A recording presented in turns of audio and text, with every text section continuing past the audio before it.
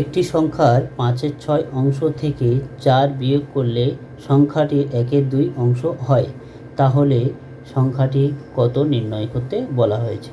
তো এই ধরনের অঙ্ক আমরা খুব সহজে 2 সেকেন্ডেই নির্ণয় করব। আর নতুন নতুন অঙ্কের জন্য এই চ্যানেলটিকে সাবস্ক্রাইব করে রাখো।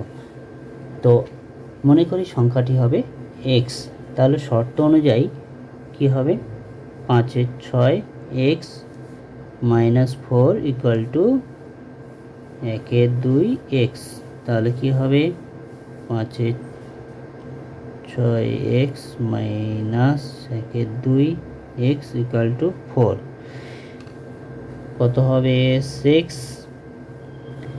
আর 5x মাইনাস 3, 2 3 6 মানে 3x ইকুয়াল টু 4,